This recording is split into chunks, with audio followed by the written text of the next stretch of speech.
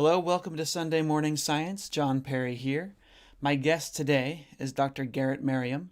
He is a professor of philosophy.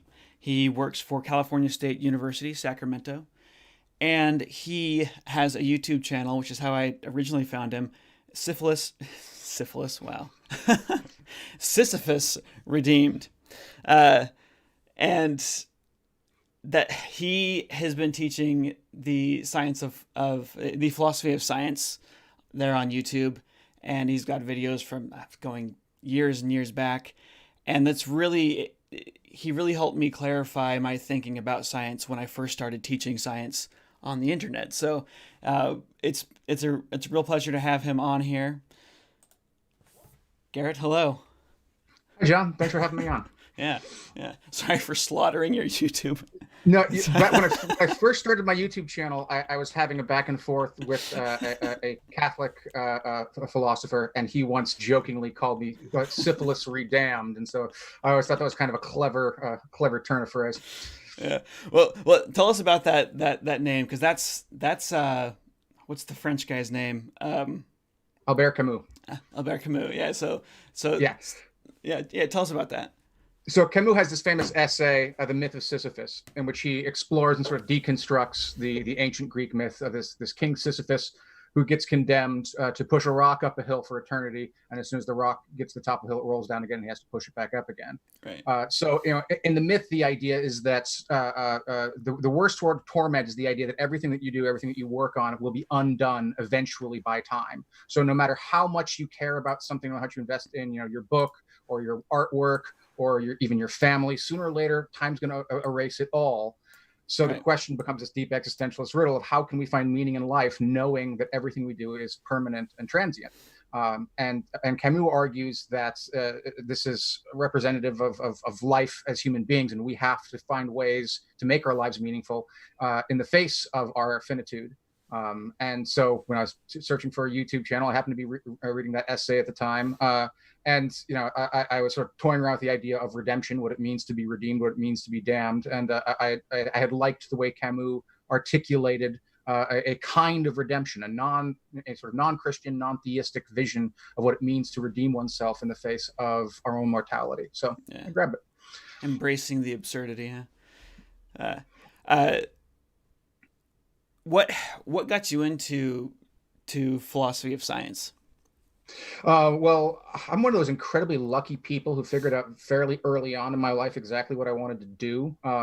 I came into college as a philosophy major, which actually is kind of rare. Most people come in as something else, take a philosophy class just to try it out, and then they fall in love with it and become majors. But in high school, I was reading Immanuel Kant, and I didn't understand much of it, but I knew I liked it. And so I came in as a freshman philosophy major. My very first day of college, intro to philosophy class with Professor Jeffrey King, University of California at Davis. And literally after the first lecture, it's like, yeah, I can do this. This is what I want to do. Nice. And from that moment on, I've just been focused on it. And one of the things that I love about philosophy in general is that it allows you to have your fingers in so many different pies. Studying philosophy, you can study the nature of law, religion, ethics and morality, art. You can study history. You can study, and of course, science. So if you have a broad array of intellectual interests, as I do, philosophy allows you to get a little bit of everything. Which sometimes that can be a problem, right? Because you may spread yourself too thin. But I'm not looking to revolutionize the world in any particular field. I just want to have an appreciation for what's going on in all these different areas. There's philosophy of science. It gets to what I find to be allows you to get the most interesting things out of science without having to necessarily master calculus or anything like that. Which again, it's not to say anything ill of studying calculus. Obviously, it's a very important thing to study. But I think you can have the intellectual stimulation without having to have the incredibly highly specialized mastery of any particular subfield in order to get the fun out of it. Yeah. I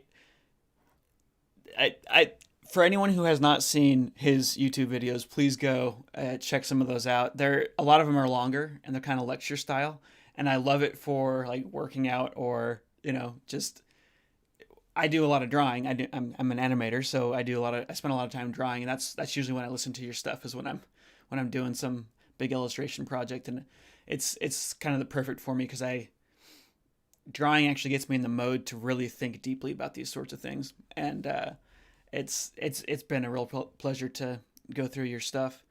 Uh, I have one question. We've got a list of questions here that I had sent you, but I actually have one off the cuff that I was thinking about this morning. And obviously, as a philosopher of science, you're very interested in science. You spent a lot of time studying the history, which is very obvious. You're very well versed on that.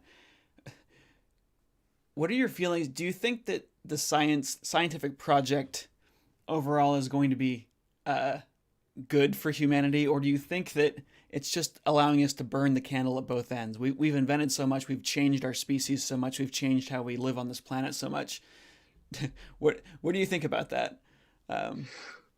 Well, again, harkening back somewhat to the myth of Sisyphus, I think it's worth noting that our time on this planet is limited as individuals and as a species. One way or another, sooner or later, we will no longer exist here.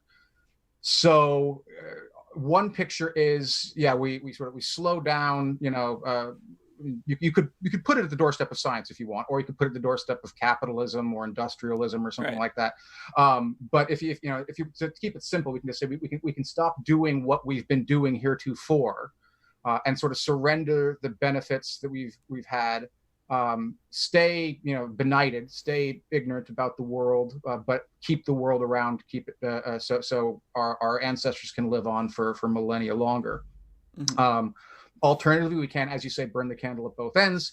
We may consume all our natural resources, and we may die out sooner, or we may be able to reach beyond this planet to make it to Mars, or maybe even someplace else, and spread our existence further. So there's kind of a game theoretic model you could look at here. Do we want to shoot the moon, possibly in the literal sense, shoot the moon, and try for both elongated human existence throughout the solar system, if not the universe, or do we want to sort of play it safe and just stay on the planet and try to preserve the planet that we have? And I think there's an interesting debate to be had, in environmental ethics about that. But personally, for my part, I think we're here to try to make the most of it, to try to understand what we can understand.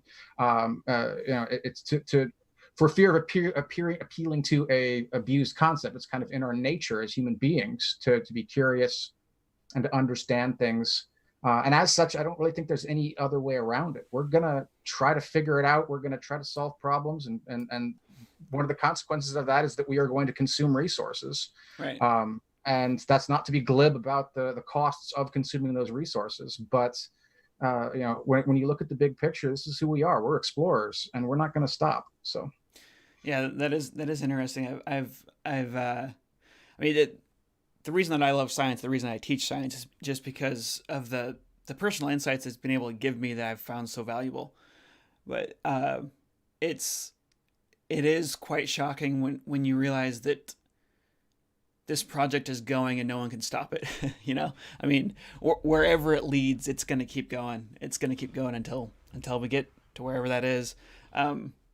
It seems like once we culturally invented this thing called science, it took off, and we're along for the ride.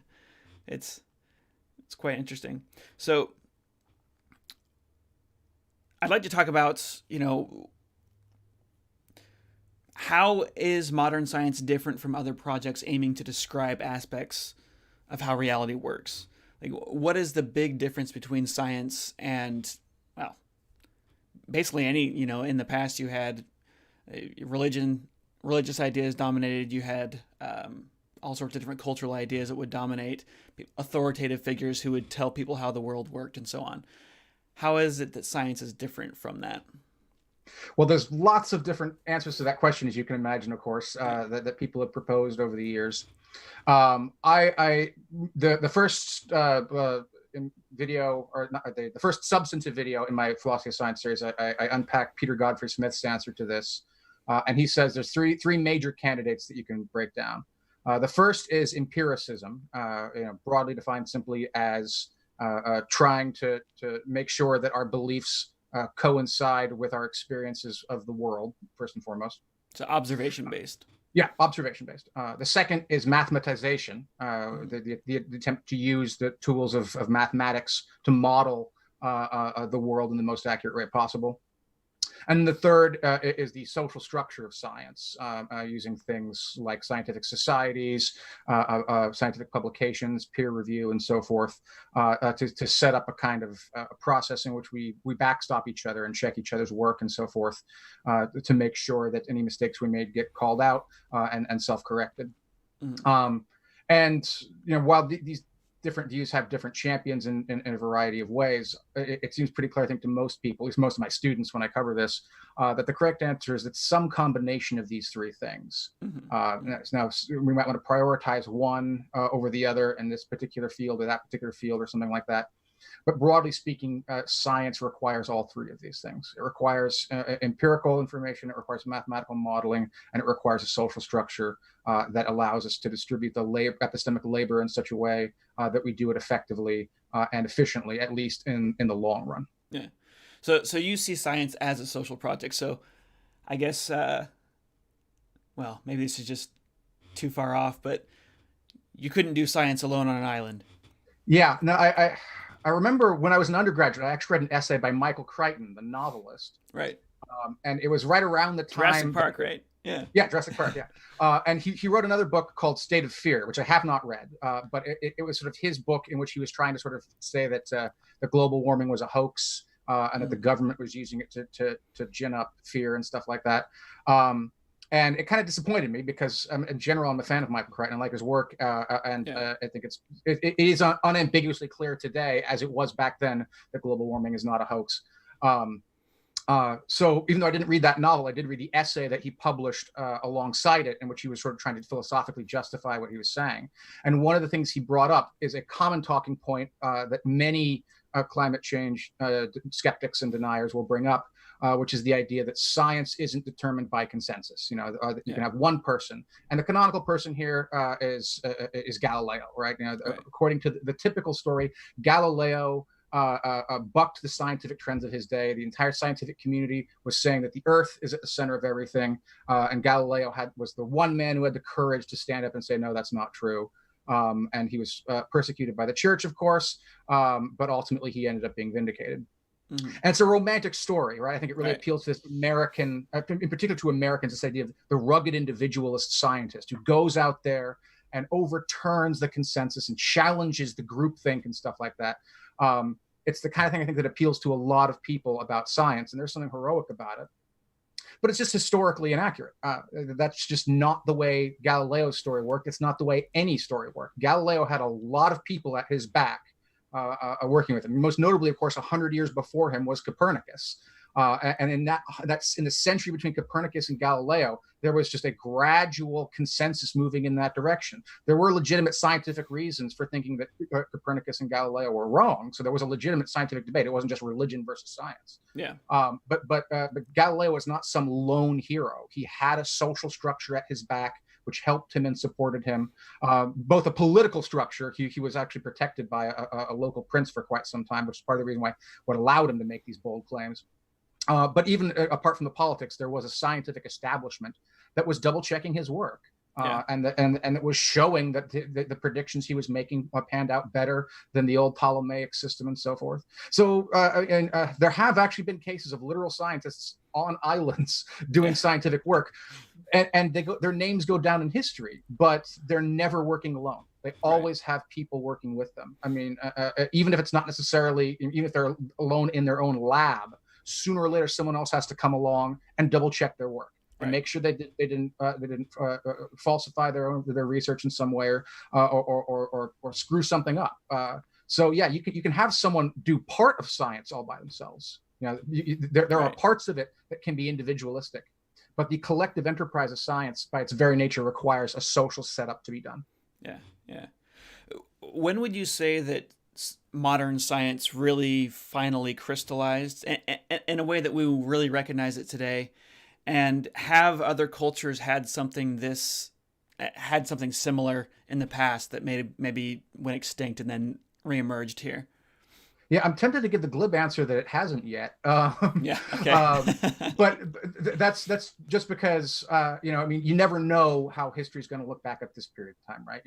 Assuming the human race survives 100, 200, 300 years from now, looking back at this time period, are they going to look at what we call science and say that there's something sort of clearly continuous between this and, stretching far as back as Galileo and then up until their current day? Yeah. And I imagine, obviously I could be wrong, but I imagine they're going to see precisely what we see when we look back over the last 300, 400 years or so. It's a gradual, evolution of practices, of values, of organizations, that constantly, to continue with the biological metaphor, mutates. And while there's obviously something consistent connecting these time periods, it's really hard to pin down precisely the essence of science. And I, for one, am comfortable with that. I don't think that it's necessary either for scientists or philosophers to say that this is the thing that makes science science. It can be a cluster property that changes and evolves. And that's part of what makes it exciting, right? Yeah, I mean, yeah. part of what's fun about imagining the future, when I'm on my deathbed, is not just the specific scientific conclusions that we've come to and how they change, but how scientific methodology changes and how the nature of what we think about as science changes. It's changed a lot in the last 100 years, and there's every reason to think it's going to change in the next 100 years too. Yeah.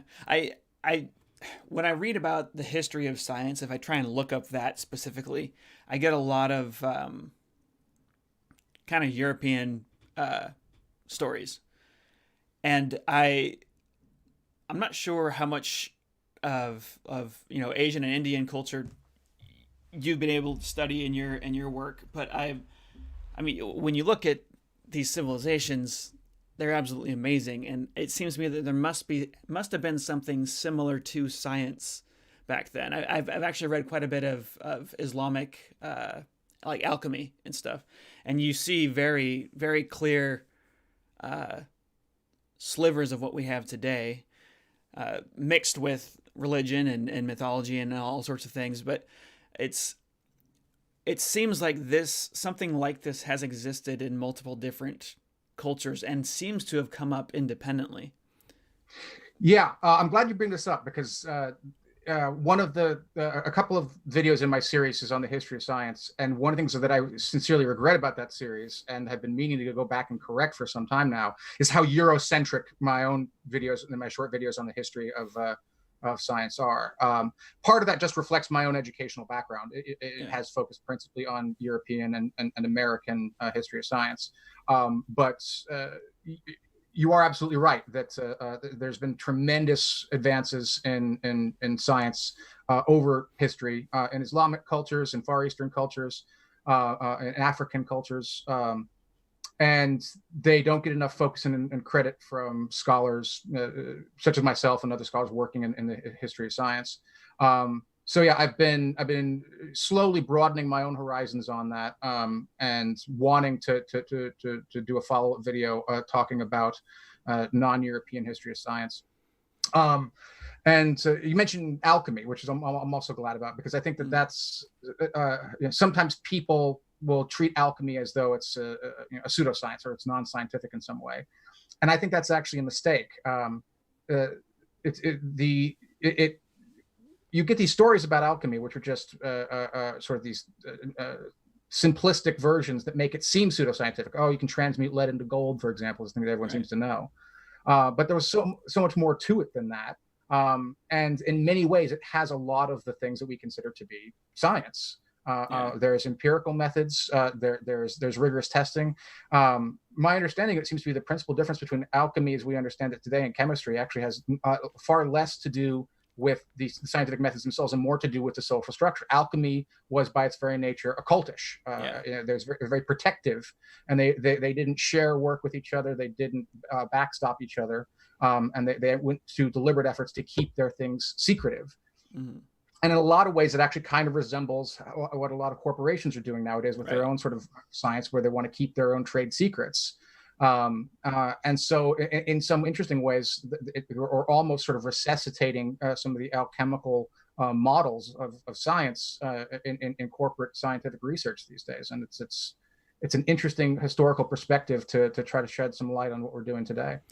Yeah, if you go into a chemistry lab, I would say probably 40% of the glassware they're using was invented by alchemists. So that stuff comes from Islamic alchemy. All the things for distillation and pulling substances apart. So yeah, it's been interesting for me going back and reading some of this stuff. I recently did an animation for Stated Clearly on what is an atom, and I ended up going on this deep dive through just all these different people who were talking about the idea of the atom. There was an Indian philosopher who had come up with it long before Democritus, or had been writing about it long before. I'm sure people have come up with this time and time again and independently.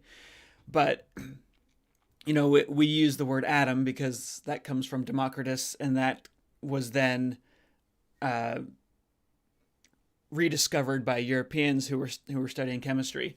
But the concept just it pops up all over the place. So there's this issue of who do you give credit to, and all sorts of issues here with the history of science that are really complicated. And now that we have the internet and YouTube, I have people sending me emails like, "Oh, you should have talked about this guy and this guy from my culture." And it's interesting to see this happening. I lived in Brazil for a while, and they claimed that they invented the airplane before the Wright brothers. And I hadn't heard that. Yeah. So it's go ahead. Yeah, just the studying history is very. Trying to piece together the history of science is really difficult because we really have to we pick and choose what we're familiar with and what we're what's translated into the languages that we speak. So it's everything's a little bit skewed when you're doing historical research. It's one of the strange things about the sociology of science is that a lot of people seem to be highly motivated by the idea of credit. Right? They want to be the scientist who makes the lasting impact on their field. They want to win the Nobel Prize, for example. And not all scientists care about that. Obviously, sometimes scientists just care about the work and care about learning. They don't care about getting their name in the history books or anything like that. But a lot of scientists do. And on the one hand, that provides a powerful incentive for a lot of people to work very hard and do really good science. Yeah. But on the other hand, it also can kind of create this weird sort of jockeying for priority, where this scientist says, "I came up with this idea first." No, I came up with it first. I have no idea if Democritus or this was it an Indian philosopher you said, or Indian thinker who came up with it first would have cared whether or not they got the priority. But it wouldn't surprise me if they did. And in some ways, at least when they're so long dead, it kind of as a historian, you sort of start to wonder what the value of the project is of trying to figure out who came up with it first. Yeah. Because it is very clearly an armchair idea, right? It's one of those ideas that you're going to stumble onto it sooner or later, even if no one teaches you about it. Right. It's the second you start thinking about physical stuff and you realize you can tear a piece of paper in half and you can tear it in half again. The most minimally curious person is going to wonder, well, what happens if I keep tearing it apart, right? Am I going to get to can I keep tearing apart indefinitely, or sooner or later I'm going to get to something that I can't tear apart any further? Though one of those two options seems to be like the logically exhaustive of possible choices. And part of what makes 20th and 21st century particle physics so interesting is it actually seems like there's third and fourth options out there that are just so non-commonsensical that they don't really fit into the way the schemes that we typically imagine. Yeah. I focus most of my energy on teaching evolution and origin of life science. That's what most of my main YouTube channel is about. And because of that, I have a lot of people. I talk with a lot of creationists. I get lots of emails from creationists, and I get a lot of people trying to talk to me about what is a theory, what is legitimate science, and what is pseudoscience. This comes up a lot, and this is kind of the meat and potatoes why I really wanted to have you on here is to talk about what is a scientific fact, a scientific theory, and a scientific hypothesis, and how have ideas about those changed over time? $1 million questions, Yeah. all. I'll start by spoiling the end about what I think personally, and then I'll just give the brief on that, and then I'll try to take a broader perspective and sort of say how different people thought about it. Yeah.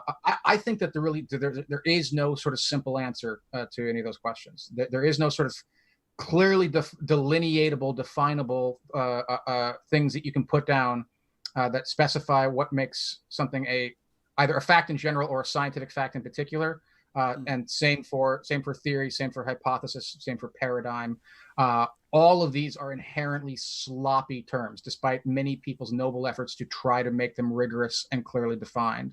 But my sort of basic philosophical groundwork is pragmatism, and I believe that meaning is use. And so, if you want to know what these terms mean, you have to look at how they're used. Right. And the terms are used by both laypersons and scientists in a plethora of ways. That don't sort of fall down into any sort of single, particularly definable, neat piles.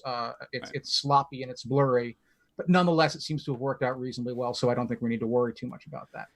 Yeah. So I have, if you watch like Carl Sagan, Richard Dawkins, some of these more famous science popularizers, they seem to think that there's a very clear difference between a scientific theory and a layperson's theory. And I don't really fully agree with that. And I was thinking about this a lot when I first started teaching science, and I found your video on Lackitose, and basically what he was saying was exactly how I thought. Everybody seems to like Karl Popper's idea of a falsifiable scientific theory. And Lackitose comes along and giving it a different explanation. So I'm hoping we can explore that a little bit. But yeah, so why don't we start with Popper, because he technically sort of is the first on the page here. Karl Popper was a 20th century British philosopher, and he was keenly interested in what he called the problem of demarcation. How do you distinguish legitimate science from pseudoscience? Yeah. And there's clear sort of sociological reasons for why you want an answer to this question, because lots of people claim to be scientists, right, but do so for impure motives, right? They want to sell something. They want to give themselves artificial credibility. One notable example of this is Karl Marx, who claimed to be the Isaac Newton of the social sciences. right. And it's pretty clear he wanted to don the lab coat of the scientist in order to give his theories credibility, which they couldn't earn on their own. So as citizens, as consumers, as intellectuals, being able to neatly and clearly delineate who are the legitimate scientists who we should give this social authority to, and who are the cranks or the crackpots or the frauds or the charlatans that we can deny this label to. It's really understandable why you want that distinction. Yeah. And Popper's answer to this, it's easily the most famous answer to this question. He makes the question popular and gives the most famous answer, and that's the idea of falsification. A theory is only truly scientific if it's incompatible with certain outcomes in experience or an experiment. And because of the way this works, genuine science needs to be engineered around trying to disprove ideas. According to at least sort of the naive version of Popperianism, science never either tries to prove any idea or succeeds in proving any idea. All it does is fail to disprove ideas. And so it's like a big sort of trial by fire. You just throw all your ideas in the fire, and the ones that survive that test are the ones you hold on to. But you never stop throwing them in the fire. You pull it out, and then you find a different fire, a hotter fire, a different kind of a chemical fire, and you throw it into that one. And you go from there. So it's this endless process of trying to disprove ideas. And did you want to weigh in on that, or should I pause here? No. That's so. I feel like so he gave us this idea of falsification, and I really like this. I mean, this is what we try and do when we're testing a specific hypothesis. Is we try and figure out, if you're just trying to figure out why your flashlight doesn't work. It could be the light bulb or the battery or the switch, and you test them, each individually until you figure out which one it was. but I mean, this makes a lot of sense. The difficult thing, of course, is how do you falsify a broad theory? Like, how do you falsify the theory of gravity? Or, so last week with my guest, he was trying to say that, I can't remember why we were talking about this, but we were talking about, I brought up that birds, if you don't understand how air pressure works, birds falsified the theory of gravity, right? So if you don't understand all this other bit of science, it's a completely different field of study, really, is the study of air pressure and aerodynamics. You could think that the existence of birds flying falsifies the theory of gravity, and you could just throw the whole thing away prematurely because you haven't figured out this other aspect of reality that allows birds to fly. And it seems like you can't just falsify a broad idea with one experiment or one fact, but you can usually falsify a really specific statement. A testable hypothesis can easily be falsified. And I'm curious how you and how Popper would deal with things like that. Right. That problem actually hits Popper on both ends. Both because, to use your example of the flashlight, you can disprove the idea that the problem is the bulb, but you can also successfully prove that the problem is the batteries. Right. So you can act. So when you're talking about specific instances, you can both falsify and prove ideas. Mm-hmm. So if you're looking just at sort of that sort of specific claim, then Popper fails because it is possible to prove that a particular idea is correct. But then, when you're going to the general, again, the famous catchphrase from Thomas Kuhn, who disagreed with Popper, is that anomalies are not counterexamples. And every single scientific theory in the history of science has had anomalies. Right. Most of the time, that's not a serious problem because it's human error or something like that. We have a contaminated sample, or we didn't calibrate our instruments properly. You run the experiment again, you modify a couple things, then you find where that problem is, and then the anomaly is resolved. But every so often, it doesn't cooperate. It doesn't go away, and that's when things get really interesting for the scientist. Yeah. A minor. I'm sorry to do this, but I got to be.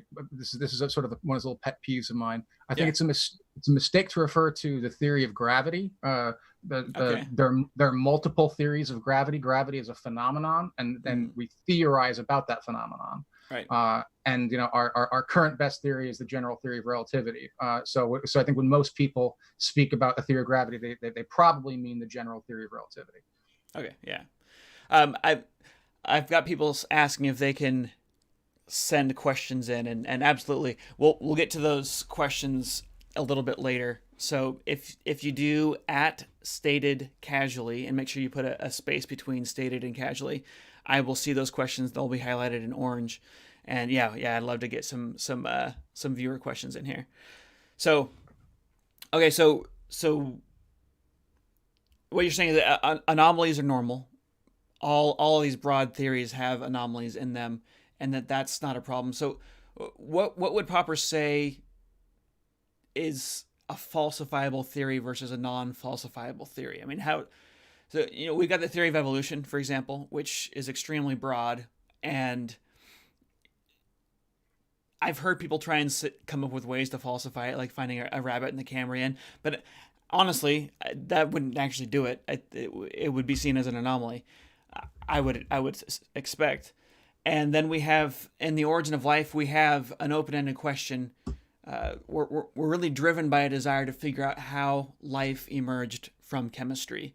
And we're not trying to disprove that life could have emerged from chemistry. We're actually just trying to figure out how that happens. At least that's what the people who are working in the research program that I work for, that I work with at Georgia Tech, they're just trying to figure out how this happened. They're not actually questioning whether or not it happened. They're trying to figure out how it happened. Mm-hmm. So how would Popper see these types of ideas, evolution and origin of life? Yeah, Popper's own ideas on this actually transformed over the course of his career. Early on, he actually used Darwinian evolution as an example of a pseudoscience, precisely for the reason that a lot of creationists sometimes jump upon. And as you noted, because it doesn't seem like there's any sort of set or sort of definable set of experiments that would make us just give up on it, because by its very nature, it's kind of loose and compatible with a lot of different results. One of a couple of years back, the discovery of Tiktaalik, which was a missing link between fish and amphibians, was hailed as incredible supporting evidence for the theory of evolution. But of course, if the scientists had looked for fossils of Tiktaalik and hadn't found it, that would not have falsified the theory of evolution. Right. The theory is compatible with that, because the theory says is that some fossils are going to be preserved, we're going to have records of some species, but not others. Some of these fossils get lost in time forever, and we're never going to find evidence that they existed. So when you have a theory structured like that, again, this sort of naive Popperianism sort of is inclined to say that no, this isn't science. Science has to be falsifiable. If you can't say this would prove the theory wrong and then list specifically what that would be, you don't have a science. Popper was quite confident of that when he was young, because he had the courage of his convictions. But yeah. over many years of conversations with other philosophers and with biologists, he came around to realize that both he had misunderstood evolution, and also that his early work was too simplistic. Mm-hmm. So to the example you speak of about the scientists that you're working with researching the chemical origins of life, again, the naive Popperianism would look at that and say, oh, they're not doing science, because they're just dogmatically assuming that it happens somehow, and they're only trying to figure out how. And from a certain point of view, you can sort of see why that does look ugly, right? If people are just assuming at least part of their conclusion and not testing it, then what if they're wrong about the thing that they're assuming? Shouldn't science question everything? Shouldn't it challenge everything? But again, Popper's big critic here, I think, is Thomas Kuhn, who specifically comes back and says, look, if you actually tried to do science like that, you couldn't do science at all. Right. Science requires the closing off of certain questions. If you are constantly testing every single thing, every single assumption, every single idea, if you're leaving that all open for falsifiability, you're going to spend literally every hour of your day going over basic assumptions. You're not going to be able to get to build up any kind of research program that allows you to reach beyond sort of the most basic things that you're looking at. So good science does, at some point closes off and says, okay, we're not going to debate this anymore. We have enough evidence to say that this is settled science. And then we're going to build on that settled science, and we're going to put our efforts and our endeavors in what comes next, starting with the assumption that we've done the science well enough to establish this part. So going forward, and that's, I mean, again, if you take it from my point of view, the pragmatist point of view, that's how science is done by actual scientists. And it seems to be working out pretty well. So if the proof is in the pudding, then it's the kind of naive Popperianism that says that this isn't science. It seems to be belied by the fact that this is the process that real scientists are using, and it's working out pretty well. Yeah. Yeah, I mean, when we look at origin of life, the researchers that I work with, they're not... a chemical origin is the only thing that they are specifically looking into. I find this very similar to missions like we're going to put a man on the moon. It's, you have a bunch of scientists working on this, and you've got a mission. Instead of really, instead of trying to disprove or prove a theory, you're just working on this goal, which an origin of life chemistry is. How do we get simple molecules to give rise to an evolving entity that can actually undergo open-ended evolution? And how would that have happened in the wild? So not only do we want a system that does that, but we want a system that would do that in a puddle somewhere, or in some sort of a natural environment on the early Earth, or elsewhere in the solar system. So this is what's driving them, and they've made consistent progress on this. They made consistent discoveries because of this driving idea. And it's because of that history of consistent success that people keep doing this. And I feel like, I think maybe it's time to talk about Lackitose and the competing research programs with the theoretical cores that he talked about, which is what I found so so on point. It made so much more sense to me than Popper, because it is what I see real scientists doing all of the time. Mm-hmm. Yeah, one way of framing Lackitose is as an attempt to sort of synthesize Popper and Kuhn together into a more sort of cohesive whole. So with that, I'm going to say a little bit more quickly about Kuhn's alternative contribution here, then we'll lead into Lackitose from there.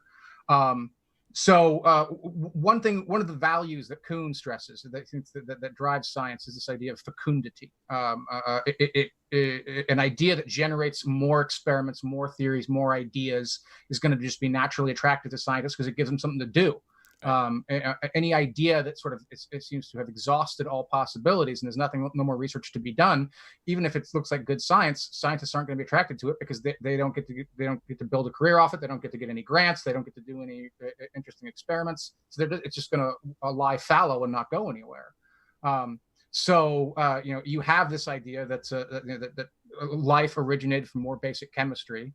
And that's an idea which clearly has generated an awful lot of good science.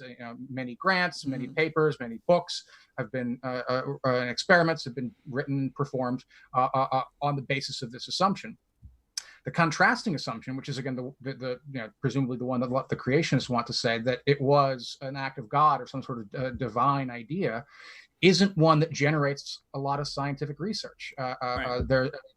No doubt many have tried. I know the Discovery Institute actually has some legit scientists on their payroll that try to sort of spin this, but their papers don't get accepted for publication. And when they publish books, it's almost always targeted at a religious rather than a scientific audience, and it just has sort of scientific trappings thrown over it.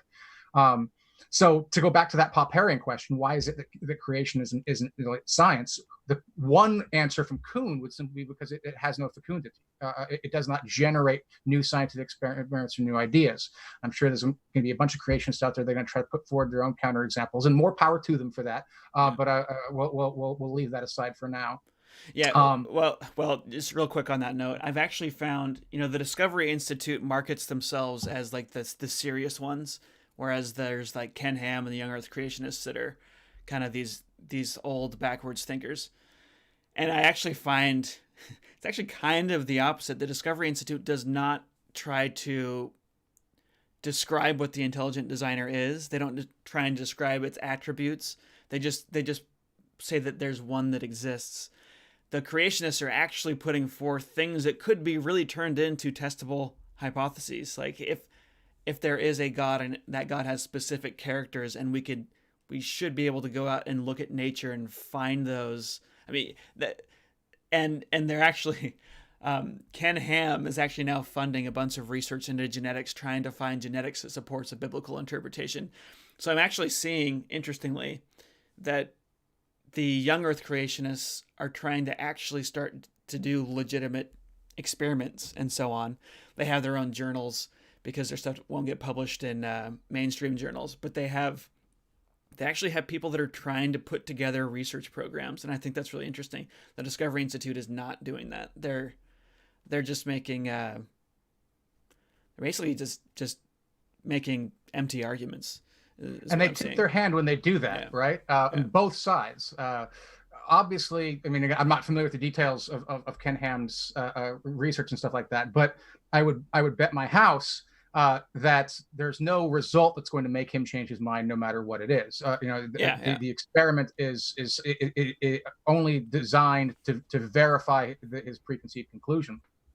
Right. But the Discovery Institute isn't doing the hard research, as you say, precisely because they recognize that the moment they try to sort of go out on a limb, which is always a big thing for Popper, you have to go out on a limb, you got to put your weight on it and risk embarrassment. The second they try to specify precisely what their theory is and make it empirically testable, they know that the branch isn't going to support their weight. And that's why they very judiciously avoid ever going out on a limb like that. Mm-hmm. Yeah. Yeah. It's been really interesting to watch. Really smart people. I mean, I've actually spoken with Michael Bihe. We emailed back and forth, and I've read his books, and he does seem like he understands it, but I kind of feel like his first book was sincere, and since then he's just been doubling down. um, when it's interesting talking to these people and getting their trying to get their understanding, because Michael Bihe knows how to do research. He's a published scientist, and he knows how to do biochemistry. It's just it's bizarre to watch this happen.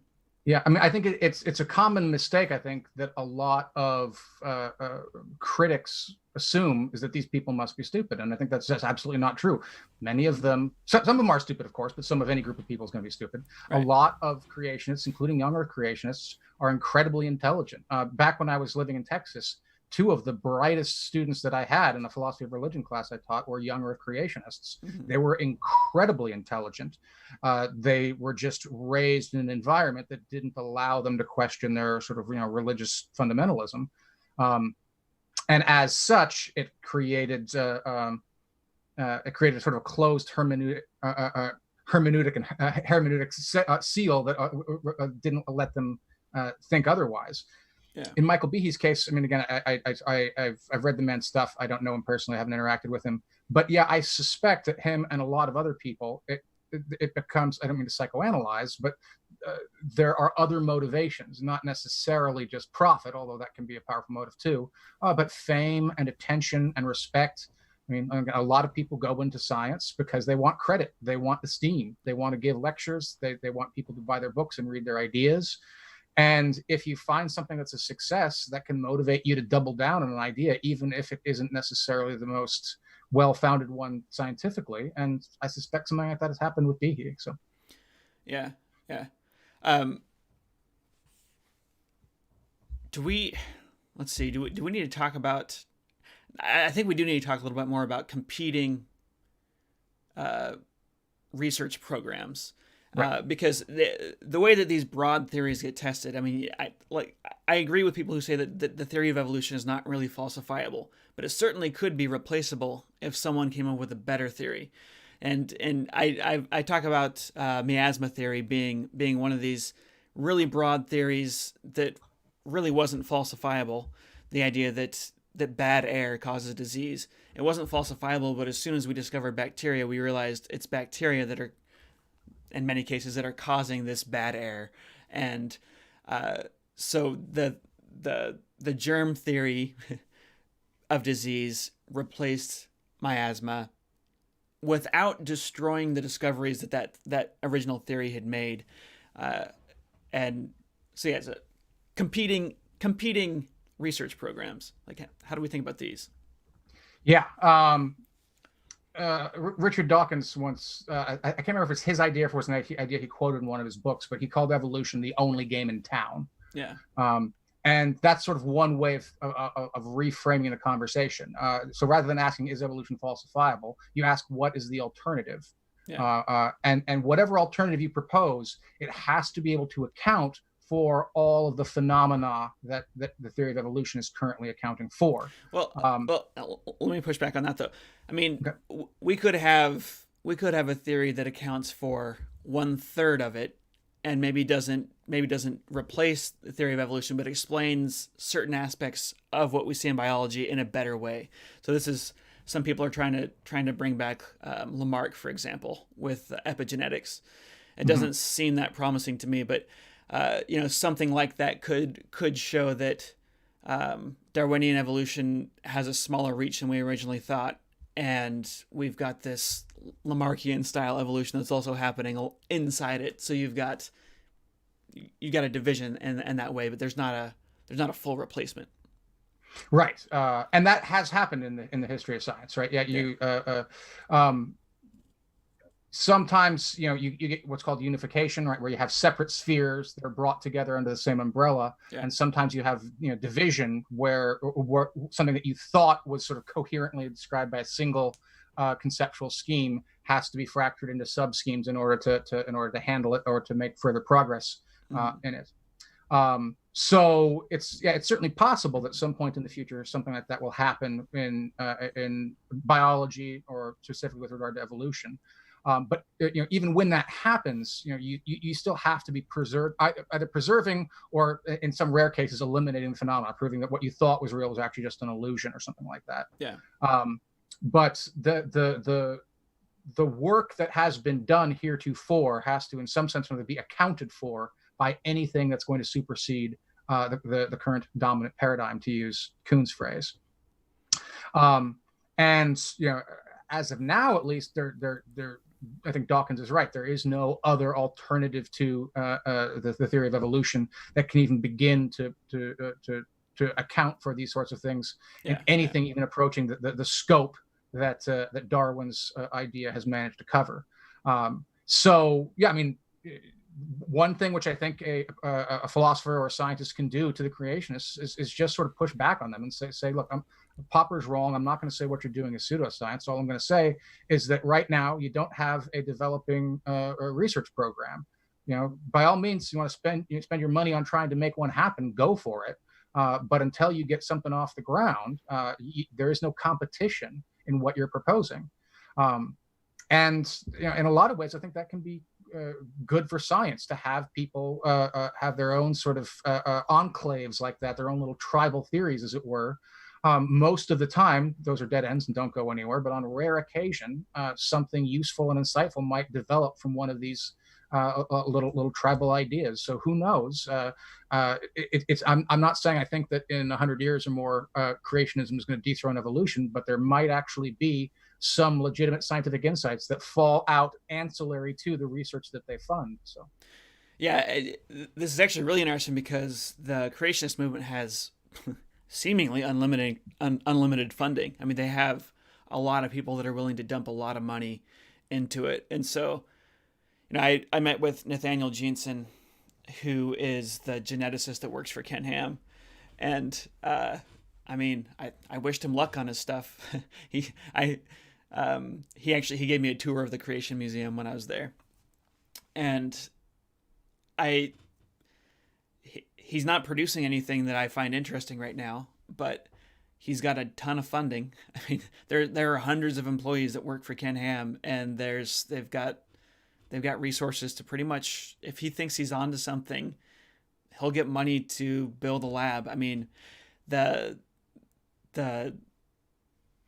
money there. So sure, let's have an alternative research program. And if something interesting ever comes out of that, then that's great. But this is also where things get more complicated, again, sociologically speaking. Right.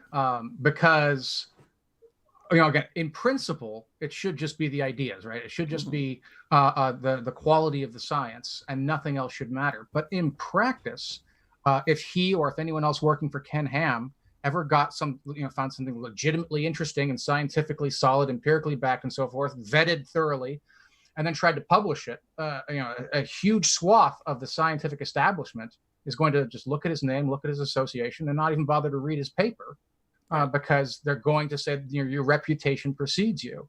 And they might acknowledge in principle that yes, that it is, if their ideas are good, then it doesn't matter where it comes from. But in practice, they have only so many hours in the day. There's only so many papers that they have time to read. Why waste time on a paper that they know by reputation is almost certainly going to be hacky bullshit, when they could be reading something that has a better reputation? And because of those sorts of limitations, those sorts of shortcuts that we use to try to sort of as a heuristic to sort good quality stuff from bad quality stuff, sometimes we might lose some legitimate scientific insights. But that's just the nature of life being finite. Yeah, I think anyone who's outside of mainstream science and they want to contribute, I think they just need to be aware that exists. Like, the science is definitely it's a culture. There's humans in it that have their favorite other humans, and there's been this among popularizers of science. There's been this thing that, oh no, science is always self-correcting and it always follows the best information. But obviously that's not true. Once you have fame in the scientific community, people are going to read your papers more. Once you have a Nobel Prize, people are going to listen to you more. Things like this. So it gets tricky. But really, I mean, science is it's a society. It's a human cultural invention, and you just have to know that making a discovery is only half of the problem. You also need to get it seen and understood by people. And I see a lot of people who are jaded with the scientific community because of this, but it really is just a fact of human nature that this is how all societies seem to work, right? Yeah, ideas have to be sold, and some of the best ideas languish not because, this is true in philosophy as well as it's true in science, not because the underlying ideas or the evidence for them are bad, but just because they don't get a good champion. Rather famously, Charles Darwin wasn't terribly good at selling his own ideas. He was kind of a taciturn man, and it required, oh gosh, what's his name? Darwin's bulldog. Oh god, I gotta Google this. I'm forgetting his name too. I wrote a whole article on him once. Thomas Henry Huxley. Yeah, there Thomas we go. Henry Huxley. Yep. Yeah, and he got that nickname precisely because he championed it in public, and he was the guy who did a much better job of selling it to both the scientific establishment and to a large extent to the masses as well. And without Thomas Henry Huxley, and ideas like Darwin's, it's not they wouldn't have been discovered or they wouldn't have been accepted, but it would have taken a lot longer, and it would have been a slower going process. So I would actually push back on you a little bit there when you say science is not self-correcting. I think it is. It's just it takes a much more circuitous route to get there. Yeah. Things like fame can blind people, and a lot of people will read an article and go, "There's something seems wrong with this." But then again, this guy's a Nobel Prize winner, so I probably just don't understand something, and so they toss it aside rather than challenging it. Right. We're seeing, but sooner. We're seeing that right now with there was this Nobel Prize winner who says that there's an HIV snippet in the genetic code of COVID-19, of SARS-CoV-2, and that the guy who's saying that he's basically giving no evidence for it, and people are believing it because of his credentials. Right. Well, I would hope that scientists aren't believing it. But No, they're not. It's the public, and it's different news articles are like, oh, Nobel laureate. And everybody in science, especially people who know that guy, they're like, oh my gosh, this is the guy who believes that water understands human emotions and stuff. Right. Yeah. And that's something else. A piece of general science literacy here is that, you often see these headlines, Nobel Prize winner says X. Whenever you see that, always check what they won the Nobel Prize for. Yeah. Because more often than not, the field in which they won the Nobel Prize is a different one than they're opining on in that article. So, right. The other thing that you hear a lot when you're talking to scientists is they'll tell you that, theories can change when the person leading the field dies. Science progresses one funeral at a time. Right. I can't remember who said that, but yeah, that was and there's a lot of truth to that, right?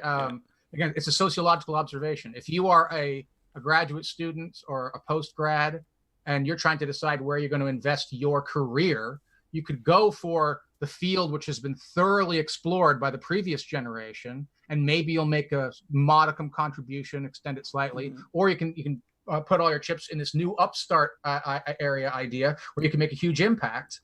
And so for sociological reasons, a lot of young scientists will gravitate towards the new hotness instead of the old established theory. And then eventually the old school dies off. And sometimes that's how the scientific revolution happens. It's not because it's falsified in any Popperian sense. It's just because the interests and the sociological motivations shift in a different direction.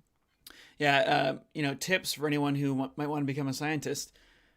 Noam Chomsky is about to die. Well, not about to die, but he will probably within your lifetime. And the linguistics is a field that is very much dominated by him. Nobody's allowed to really publish anything that's too far against him. I say allowed, but it doesn't really get published if it's in too much conflict with him. But there's a lot of pressure building up in that field for that sort of reign to end. So I've got some linguistics friends here that complain about that a little bit. So this is something we see in every field of science.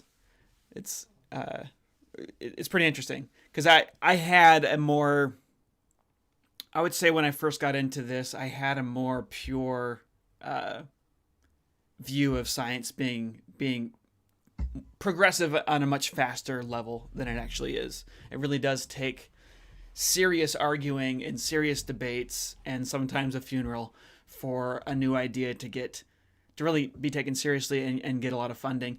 We're starting to see something interesting in biology right now, which is the Templeton Foundation is coming in with a lot of money and they're funding a lot of research, and they're not interested in the things that academia has been interested in traditionally. And a lot of biologists are upset with this. They're saying, you guys are funding garbage studies. And I actually just think this is interesting. Like you've got a bunch of money coming in from a completely different source, and you're going to see the field shift for better or for worse into very different ideas. So I don't have solid opinions on whether or not that's good or bad. To me, it just seems really interesting. Yeah, the Templeton Foundation also funds a lot of work in philosophy too, and I've known some philosophers who've gotten money from them, and I've pulled them aside and asked them, like, what's the process like? And in particular, what I'm interested in is there any inclination at all that they're trying to put their thumbs on the scales to push the results in one way or another? And to a person, I mean, I haven't done a survey of this, but I've talked to several people, but to a person, they have said that there's no interference at all. That they fund it. They want to see what the results are. They're not trying to nudge things one way or the other. I assume that's true of their scientific funding as well, although I don't know any scientists who've taken them on. This is just philosophy. So that to me is an encouraging thing to hear. Yeah, Jerry Coyne came out saying that scientists should not accept money from them.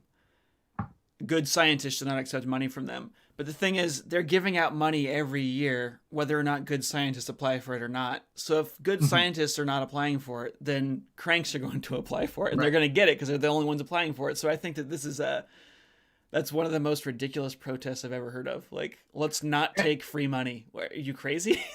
And while I don't know Jerry Coyne's bank book, looks like my impression is that he's a person who's never had any difficulty getting funding for his work. So it's again, it's kind of a bourgeois thing to say, like, when you're swimming in cash, which again, he may not be, I'm assuming, so maybe I'm wrong about this, but if he is, if he has all the funding he needs, it's pretty, it's a view from the expensive seats to tell the hoi polloi that they shouldn't take cash from people who are giving it out in order to fund their research, because he's got all the funding he needs.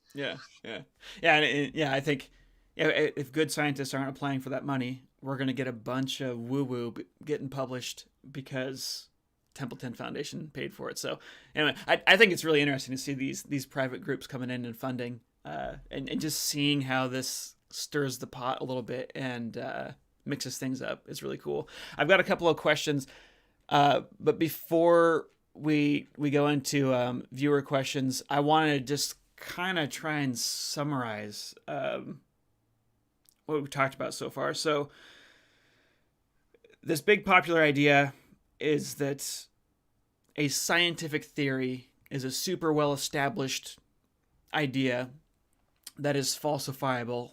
That's kind of what Popper has brought us. And if you look on Wikipedia, you look at the definition of a scientific theory, they talk about it has to be a super well-established scientific idea that explains a bunch of data. But what we're kind of seeing here is that's not really the case. You've got lots of competing theories. A theory is an idea that ties a bunch of facts together and helps us create new hypotheses that we can then go test. The theory itself might not be directly falsifiable, but it's you can have competing theories, and one that leads to, what did you say was the fecundity of the theory? Mm-hmm. The theory that's producing more testable hypotheses and then producing more new observations.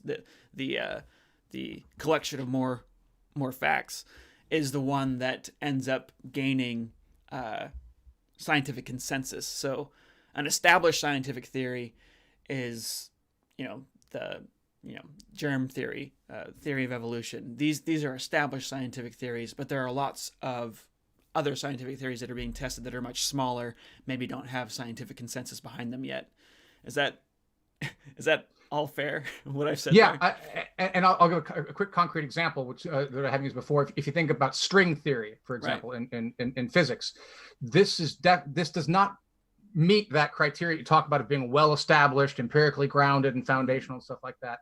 but it's still called a theory, and some people complain about that because they say it shouldn't be called a theory. But those voices are generally in vain. It's taken on the label of a theory because it has this kind of fecundity. There's lots of research to be done in string theory, even though it's mostly theoretical work and not a whole lot of empirical work.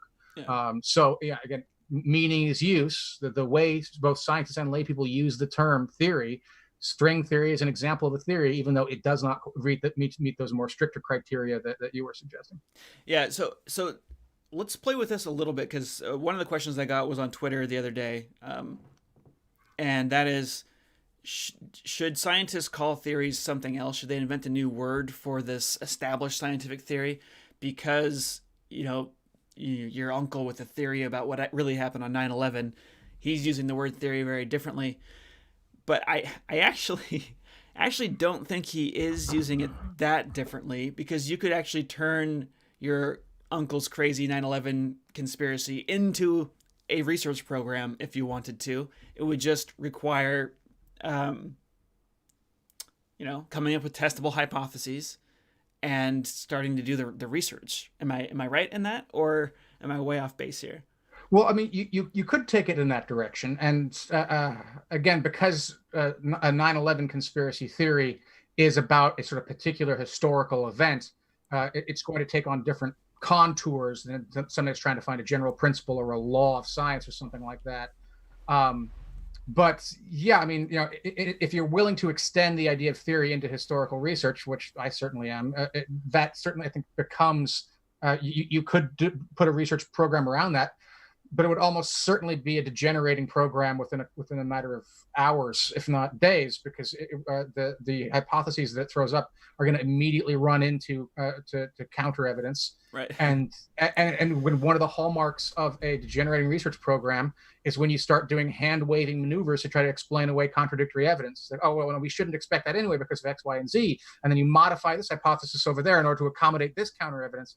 And while I'm certainly no expert on either 9/11 or 9/11 conspiracy theories, I've seen enough about them to know that there's a lot of ad hoc maneuvering going on amongst the theorists to explain away things that contradict their way of thinking. Of course, they push back and say the same thing's true of the predominant narrative, but let's not wade into the details of that example. Yeah, it really does get difficult to. When people start arguing about what is science and what is not science, it really does get difficult, because the differences can be fuzzy, right? And people doing mainstream science sometimes do bad things. They sometimes do make their data fit the conclusion they want it to fit. I mean, there's tons of examples of this. With research that's not reproducible and so on. So things are not so black and white. I feel like if you get on the internet and you start reading forums and debates about what is science and what's not science, people seem to think that this is a super clear-cut black and white situation. But what I'm seeing is that there's a lot of fuzzy borders on all of these things. Yeah, I mean, one obvious example here would be the two scientists, Fleischmann and Pons, I think of their names if I recall, in the 1980s, who claimed to have discovered cold fusion. Mm-hmm. They made a huge splash. They were legitimate scientists. They had solid reputations. And it was one of those things where if what they said held water, then it would have been a huge, important revelation. Mm-hmm. But the second people tried to sort of replicate their findings, they were unable to do it. And so, you can sort of ask this question, was that science or was it pseudoscience? And it's kind of hard to say. I mean, on the one hand, it seems to pass Popper's test because their claims were falsifiable. The people who tried to replicate it failed to replicate it, and so it's science. It's failed science or something like that. Right. So. Yeah, and then you have. I could talk a lot about that all day, but I want to get to this question here. We just passed an hour, so I want to be really respectful of your time. I don't know how much you have. 10 more minutes to do some of these questions. I have plenty of time. I got all time you need. So, my question for Dr. Merriam. Let's see. is if science assumes a natural explanation rather than a supernatural one, or if science simply uses observation to better understand everything. So Does it? I'm sorry, does it assume a yeah, supernatural, or? yeah. Does science assume a natural explanation for everything rather than a supernatural one, or is science simply based on observation? Do we even have to worry about the difference between natural and supernatural? I think is what he's Yeah. asking. Okay, got it. There's been some interesting work done recently on sort of broadly speaking the field of naturalism, and one of the things which people have been burrowing down to in the last decade or so, it seems to me, is that we don't really have a very clear understanding of what the hell we mean when we say the word natural. Right. So there's a sort of naive conception of natural versus supernatural, but when you push on that rigorously analytically, it's not at all clear what it would mean. Right. So if you had something which would as the term is sort of naively used, you'd say, well, that's supernatural, that's a miracle.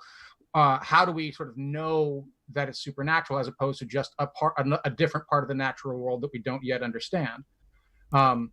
So I don't think that science assumes that the world is a natural world. Everything is natural. That they're only studying the natural world. I think that there isn't a sort of clear conceptual alternative to what science could be studying. Mm-hmm.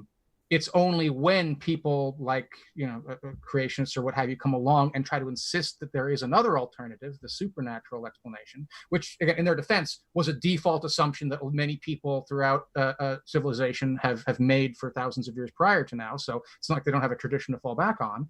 Mm-hmm. But one of the ways I think of understanding the success of science isn't as saying, well, okay, we're going to ignore the supernatural and just study the natural, but rather of being a series of tools which have gotten us clarity to understand that there is one thing that science studies, and that's the world. And anything in the world that you can use science to study, science is going to study. So if you want to call this thing supernatural, science would be happy to study it if you could show them how they do that. But there doesn't seem to be any examples that I know of where people said this is supernatural, this is part of the world, and science can study it. That at best, that's a sort of a armchair philosophy endeavor, not a empirical science endeavor. Yeah. I've my thoughts on this had just been that you can't even. There's methodological naturalism, which is what my guest last week was talking about. He was saying that scientists are not allowed to study the supernatural. Therefore, if there's a supernatural explanation, science is not equipped to ever figure that out. And my thinking on this is just that it doesn't. Whatever a claim is, it can be studied. You can design a research program to test hypotheses derived from that claim. So I don't feel like it even makes sense to even try and think about what supernatural is versus natural. If there's a claim, just study it. Just follow it as deeply as it goes. And so that this claim of a supernatural creator, certainly it's possible, but how do you study it? What's the research program that you would put together? And is that research program being productive or not? And I just haven't seen creationists come up with a research program to study the origin of life based on a creator. That no one's trying to study the nature of God in a scientific way that I've seen. And so I'm waiting, but I haven't seen it. So. Yeah, I'm inclined to agree. I think it's kind of a mistake for people to double down so much on methodological naturalism, because, I don't think it's true that scientists are committed to methodological naturalism. I think that the question of naturalism doesn't really enter the work of most scientists' minds. Mm-hmm. It enters the work of certain people who like metaphysics, both philosophers and theologians. But practicing scientists aren't really concerned about those kind of underlying metaphysical questions. They're concerned about whatever is showing up in their particle colliders or their test tubes or whatever. Mm-hmm. And so again, my method here, my philosophical method is to boil down to kind of pragmatism, and sort of one standard pragmatic method here is to say, imagine two worlds, one in which everything is natural, and one in which some things are natural and some things are supernatural. And the question is, if I were to randomly put you in one of these two worlds, what would you look for to distinguish which one you were in? Which world, what experiments, what experiences would you seek out to say, okay, I'm in the completely natural world versus I'm in the semi-natural, semi-supernatural world. And unless you can say what the difference between those two worlds would be, experienced from the inside out, then there really is no distinction to be had here. Right. And I think that's how most scientists go about their questions. They're studying what they can study. They're studying what they can see in front of them and what they can measure and what their experiments and their apparatus allows them to reach. Mm-hmm. And they're not interested in classifying as natural or supernatural. They're just saying this is what we have. It's only when outside factors like theologians or politicians or philosophers come along and say, oh yes, but where's the room for God in all this? And as Laplace once famously said to Napoleon, when Napoleon saw Laplace's model of the solar system, he said, where's room for God? And Laplace said, I have no need of that hypothesis. Yeah. The vast majority of scientists just have no need of the hypothesis of the supernatural, but they likewise don't have any need for the hypothesis that's all natural either. All they say is this is the experiment. Right. Yeah, I'm glad I guess we're on the same page with that. So I've got, so that question came from Andrew Cumming, and the next one comes from Free Willing Skeptic. How do you respond to people who say science is also a kind of belief because we are just taking scientists' word for it?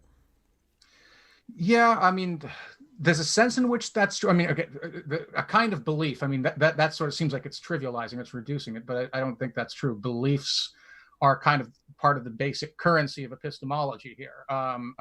There's nothing bad about being a belief, but if he means like merely a belief as opposed to knowledge or something like that, I think that all epistemology at some point or another, except for very basic minimal things that are right in front of you, falls down to some kind of social epistemology. The vast majority of the things that you think you know because other people have written about it or taken photographs of it or given reports. Mm-hmm. And you're trusting them to have not falsified those what they've written or to have photoshopped the photos or something like that. So if you're going to say that science is somehow epistemically problematic because we rely on other people, then you're throwing a lot of baby out with the bathwater, because there's very little that you can believe in any field. And so you're going to be a pretty diehard skeptic at that point. And I think he said the user's name was Free Willing Skeptic. So maybe he's comfortable with that. Maybe he doesn't mind that kind of broad, he or she doesn't mind that kind of broad, deep skepticism.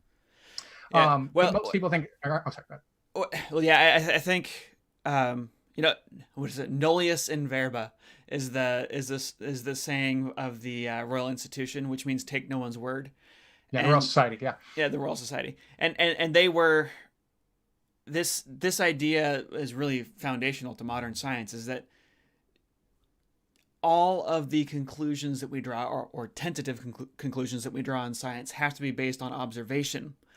And there certainly is a level of trust, like you trust the scientists that they actually observed the thing they say they observed and that they're reporting on, but also you try and set everything up so that you can go double check that.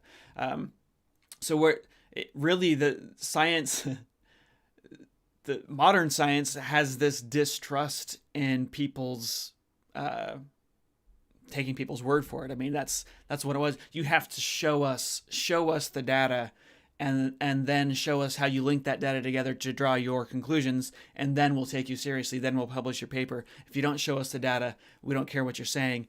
And of course, there has to be a level of trust there. When I get an image from an electron microscope, I have to trust that someone didn't draw that in a computer program. Like you can do that now. You can make fake ones, but we are asking for observations in science. That's what we're asking for, and that's what we expect of researchers. Yeah, it's like that famous line that Ronald Reagan had, right? Trust but verify. Right. Again, one of sort of Lackitose's ideas is that science gets its power from the balance between open-mindedness and closed-mindedness. Yeah. And you can sort of repurpose that to say it gets its power from the balance of cooperation and trust and skepticism. Yeah. You want enough skeptics in the community that are going to go back and double check other people's work. But you also need to have people who are willing to tentatively trust that they did their work right and proceed forward from there. Yeah. So yeah, it's neither this sort of naive picture of we're just taking people's word for it, nor is it the idea that we're these sort of diehard skeptics who are going to question and double check and triple check everything. It's a balance between those two that that shifts depending on the particulars.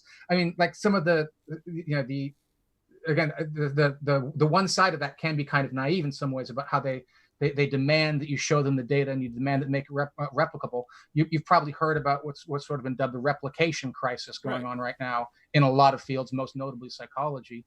But a lot of the times the response to this, when someone's paper from 20 years ago, they attempt to replicate it, usually the original paper author will say something along the lines of, well, no, you didn't do it right. You attempted to replicate it, but you didn't replicate it right. And they might be, that's part of my fault. I didn't write my methods section of my paper well enough that you were able to follow it. And so there's a back and forth over exactly where is the breakdown. Was the original experiment flawed? Was the replication flawed? And it takes a long time to sort out all these sorts of problems. Right. And so to a large extent, we, scientists and scientifically affiliated people have to be patient and trust that in the long run, truth will out. In the long run, we will be able to resolve not necessarily every question, but in any particular question. Yeah, there's a really interesting problem right now with SARS-CoV-2, the virus causing COVID-19, in that the sequence that we found that's most closely related to it in bats was discovered in like 2013, but it wasn't published until after this infection broke out, and its sequence wasn't. And it was published from research. It was the genome was sequenced back in like 2013, and then the actual sample was thrown out. So all we have is this scientist's word on what the sequence was when she sequenced it years ago. And people are starting to be like, okay, wait a minute. How do we know you're not lying to us? How do we know that this is legitimate at all? Like it's kind of like when Joseph Smith got the Book of Mormon from an angel, and then the angel took it back. And all we're left is Joseph Smith's translation of it, right? So you have what would have worked perfectly, what we would have trusted, is if there was a paper from 2013 that had the genome already published, and now we have this virus that's come out. That historical sequence would have been enough evidence for us to say, okay, there's no way you lied. But now that there's so much writing on this, people are saying, wait a minute, are we sure we trust this group? And it's interesting to see that happen, that kind of distrust happening in the scientific field. Yeah, and not knowing the details of the case, from what you've just said right there, that sounds like a good example of where simple scientific judgment has to come into it, right? If you don't have dispositive evidence one way or the other, you have to trust the judgment of the scientific community. Is this researcher or this research group, are they generally reliable? Do they seem to be the kind of people who would make something like this up? Do they have a record of misbehavior in the past and so forth? Is there pressure on them right now to lie? Right, exactly. Yeah. And so all those things, which are not in this strict sense, in the Popperian or the empiricist sense, questions of science, are inescapable for the actual process of science. This is part of the sort of the social nature of science, is we have to make judgment calls sometimes about whether or not to trust or whether or not to disregard. Yeah. I've got another comment from YouTuber Meek and Pure. They say, to do science, you have to believe your senses are reliable, that science is reliable, and that the laws in the universe are consistent. This starts with a presupposition that those beliefs are true, which is faith. I don't know if it wasn't really a question, but do you have any response to that? Yeah, we can roll with that. I mean, that line of thinking is, definitely has a long and deeply rooted sort of skeptical tradition. you can find traces like that kind of thinking going back to the pre-Socratics even. And philosophically speaking, again, if you're interested in armchair philosophy and that kind of stuff, I think that you can have lots of interesting conversations about that. But I would disagree with the use of the word faith there, just because, again, it's not that, again, meaning is used. Sometimes people use the word faith that way. And so that's not completely fair. But generally speaking, I like to preserve the word faith to mean something a little bit more existential in nature. It's not just a belief that you hold without evidence. It's something more along the lines of a belief that gives you purpose or meaning or something along those lines. But that's a quibble about the word faith. I think the broader skeptical point is maybe, I think, more what they're getting at. And I think that there's a kind of, in the modern era, that way of thinking is sort of Cartesian based. It starts with this assumption that you can rationally doubt all sorts of stuff, including that your own senses are reliable. Right. But that kind of Cartesian skepticism, I think, actually is sort of fundamentally flawed, and in a lot of ways cause needless headaches for a lot of modern philosophy. And again, the pushback we come back to, again, this is my sort of pragmatist method here. It's like, okay, imagine two universes, one in which my senses are not reliable and one in which my senses are reliable. In the sort of absolutist sense in which I assume the questioner to be asking. Throw me in both of these worlds and then have me figure out which one I'm in. If there isn't something that I can do to distinguish a world from which I can trust my senses from a world in which I can't trust my senses, then I'm not sure exactly what's being asked here. There's obviously certain circumstances in which I can't trust my senses. Illusions are real. I dream on occasion, which obviously was part what motivated René Descartes, of course, is the dream skepticism. But in all those instances, you can tell where it breaks down. Right. If what you're imagining is a situation in which your dream is so consistent that you can never tell it apart. There's sort of the Matrix scenario, the perfect Matrix scenario. In the actual movie, of course, the Matrix is fallible too. But if you imagine a perfect experience machine, or the simulation hypothesis, which is another popular idea that gets thrown around these days, any one of these scenarios is one in which you can say you can't trust your senses. But I don't think that's true. I think you can't trust your senses to get you to base reality, but what use do we have of base reality?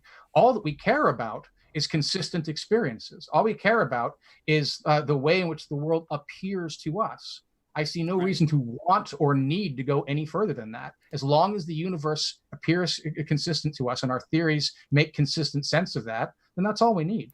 I really like that all we care about is consistency. And really we've observed consistency. That doesn't mean that things are always going to be consistent, right? Of course, the sun might not rise tomorrow.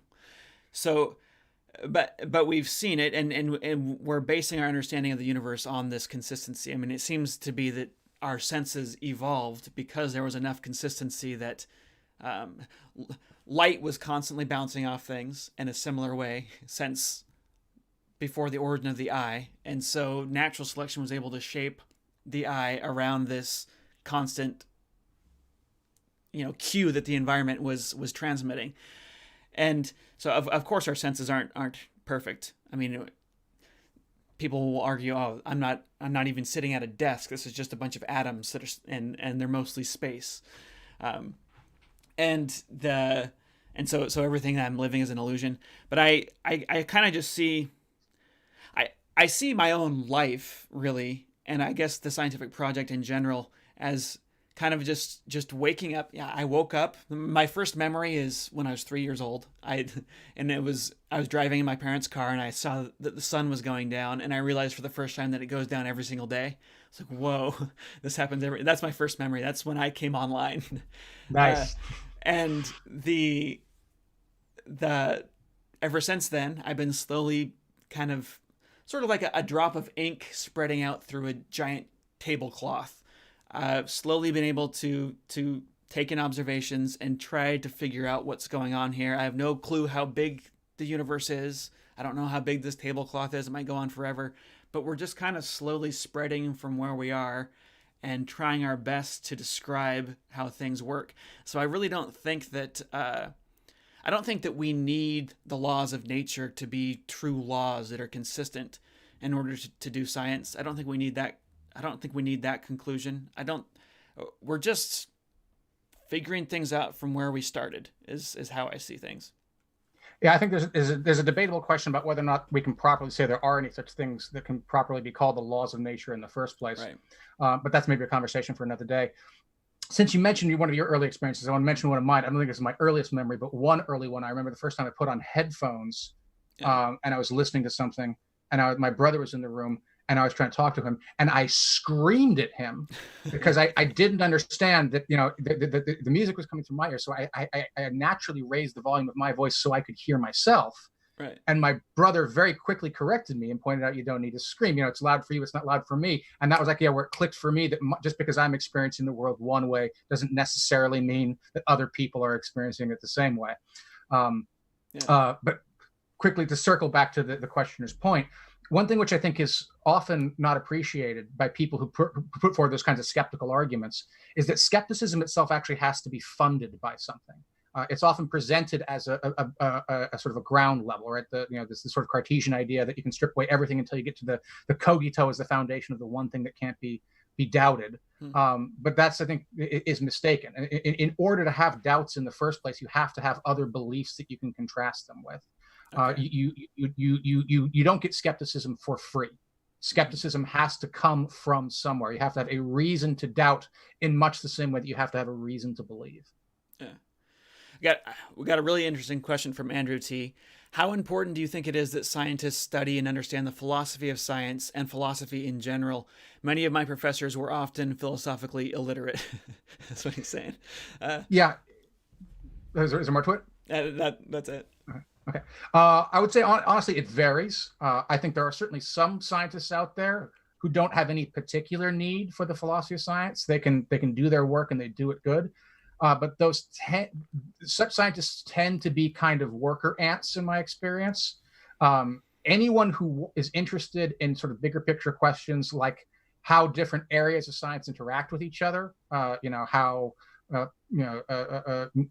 chemistry and physics, like where the borderlines between that are, for example, they're going to need to have some philosophy of science. Anyone who's doing theoretical physics needs to know philosophy of science because there's very theoretical physics by its very nature is philosophy of science. It's theory.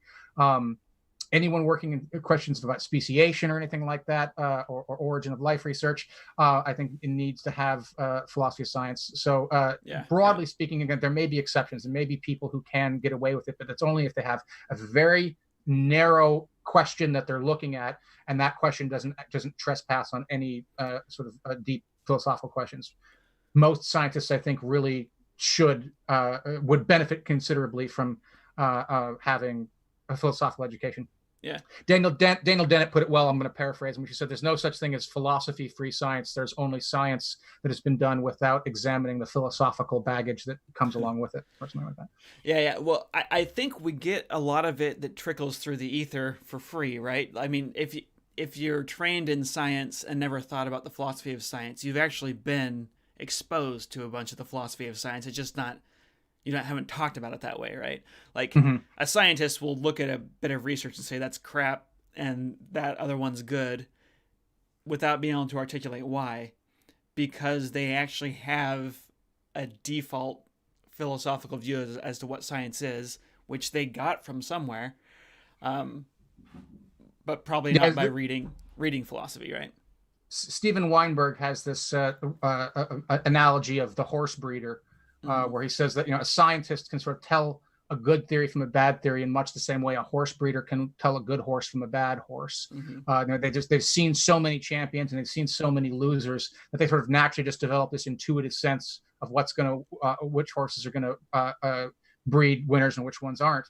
They don't necessarily have to understand genetics or even the sort of the underlying components. Their experience sort of gives them enough of a perspective to do that. I think you can challenge that way of thinking about science, but there's certainly at least something to it. Yeah. I would recommend anyone who wants to get into science to spend some time studying the history, spend some time studying the philosophy. I think that a lot of the arguments about the philosophy of science on the internet have to do with should creationism be taught in school? Like that's where a lot of stuff that I hear comes from. And that's an interesting question. But I think that what scientists do and what they study is actually different from that. And I feel like some of these really strict definitions of what a scientific theory is and so on, I think those have really been pushed by people arguing that certain things should be taught in school and certain things should not. And I don't feel like those really strict definitions are maybe even that good for scientists to be worrying about in general. I don't know what your thoughts are on that. I have a certain kind of innate skepticism towards people who get interested in science principally as a tool for bashing religion. Yeah. And I think there's a lot of old school YouTube atheists out there who don't really care about evolution as such. They only care about proving that creationism is wrong. And there's nothing inherently wrong about that. Of course, people get interested in science for all sorts of reasons. Some of them are mercenary like that. And as long as they don't pervert the science to suit their purposes, that's acceptable. But there's so much more interesting about science and the philosophy of science besides, just the question of how it intersects with religion, that I find it to be a very sort of narrow-minded or even myopic point of view. If that's the only reason you're interested in it, you're missing out on a lot of great stuff. Yeah. It seems like we've gone through the questions. If anyone has asked a question and I didn't get to it, please rewrite it in the comments because comments there's a lot of discussion going on here, side discussion. I've got Andrew Cummings says, just to clarify what Dr. Merriam had said, one professor told me that supernatural is, quote, it can't be natural, therefore it's supernatural. How would you respond to that? Well, it's kind of a circular definition, right? So no, I'll try to breathe a little more charity into that. So there's you can do sort of a process of elimination, right? If you have a phenomenon and you trust the phenomenon is real, it's not an illusion, and you exhaust every possible thing that you could say is a natural explanation for that phenomenon, then the only conclusion left is it has to be supernatural, which sounds great in the abstract until you try to sort of pin it down in practice. And this is something that David Hume talked about way back when, right? If you have an alleged miracle and you exhaust every possible explanation that you can think of, then a natural explanation you can think of, then you're left not with one possible conclusion, namely it's supernatural, but two possible conclusions. Either it's supernatural or there's a natural explanation that I can't think of. And Hume gives this sort of armchair argument that the second conclusion is always the better one, because we know, for example, that people, if you have an alleged miracle, we know that people fake miracles sometimes. We, in our own experience, we know that people will manufacture evidence to try to make it look like a miracle happened. And even if you can't figure out how this particular alleged miracle was manufactured, since you know that kind of thing happens, but you don't know that real miracles ever actually occur, the rational conclusion is to say this is probably a fraud, or maybe not necessarily a fraud, maybe I'm misunderstanding something, or maybe there's something here that's perfectly natural, but I'm limited in my capacities to figure out what it is. Now again, there's pushback to Hume's argument there. Obviously, I'm not suggesting that is the end-all, be-all of the conversation. But it just goes to show that kind of process of elimination argument doesn't really get you very far, because you're never going to be at a place where you can say definitively we have ruled out all possible natural explanations. Right. There's always going to be more. Right. I mean, well, the discovery of germs is a really good example of this, because we thought that we had no clue what was causing diseases before we really understood that germs exist, and we exhausted all natural explanations, and so people put forth supernatural explanations, and I suppose I was fine without. I think the problem with jumping to a supernatural explanation really quickly is that it stops you from doing more actual investigation, right? But it doesn't have to, right? I mean, again, and this is why, again, I think the line isn't really all that meaningful. You could imagine a supernatural proposal that says something along the lines of people get sick because they offend God, right? Right. illness is punishment. Now, set aside the fact that the Book of Job specifically says that that's not the case. Right. Job is a person who did not offend God but got sick anyway. But set that aside, right? So our operating theory is that people get sick because they sin or because they offend God in some way. Well, that's a testable hypothesis, right? At least in principle. You get a control group of people who offend God, who sin in some way, and then another group of people who don't. But then, of course, it really quickly breaks down, right? People will say things like, well, all people are sinners. Well, then you can't have a control group, and now it's no longer a testable hypothesis, and now it's no longer a one that we can call scientific.